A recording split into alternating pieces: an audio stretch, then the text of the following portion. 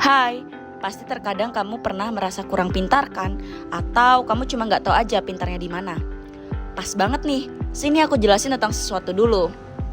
Jadi gini, kadang kita ngerasa nggak pintar cuma karena kita nggak menonjol di suatu hal yang dianggap penting sama orang lain. Padahal kecerdasan itu nggak sesempit itu.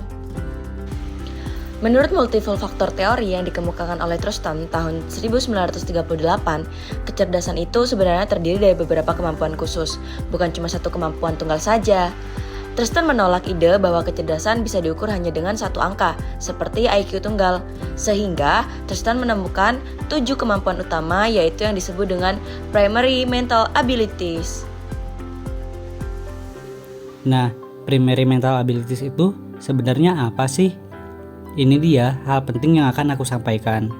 Jadi, primary mental abilities itu adalah sekelompok kemampuan mental dasar yang relatif independen satu sama lain dan membentuk dasar dari kecerdasan manusia yang terdiri dari 7 macam, yaitu diantaranya yang pertama adalah verbal comprehension.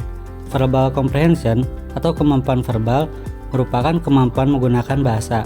Kemampuan ini mencakup kosakata, pemahaman bacaan, dan analogi verbal.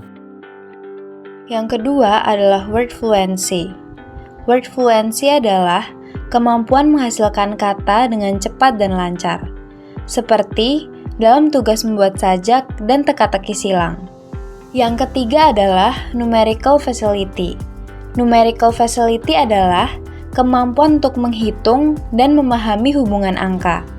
Yang keempat adalah spatial visualization.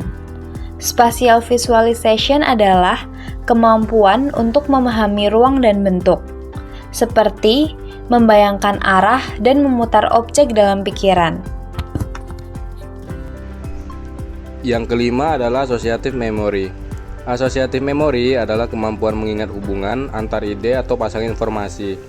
Yang keenam adalah perceptual speed.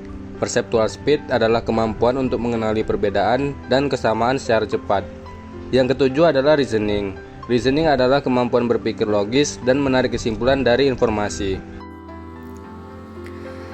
Jadi, itu tadi adalah penjelasan singkat mengenai multiple factor teori dari Los Truston. Nah, sekarang sudah jauh lebih jelas dan paham kan? Dari teori ini juga kita bisa belajar bahwa setiap orang memiliki keunikan dan keunggulan masing-masing dalam berbagai aspek kecerdasan. Jadi, kalau kamu merasa nggak pintar hanya karena lemah di satu bidang saja, mungkin kamu belum sadar kalau sebenarnya kamu kuat di bidang lain. Bisa jadi kamu cepat tanggap secara visual, punya daya ingat tinggi, atau bahkan jago menyusun kata. Intinya, nggak ada orang yang nggak pintar.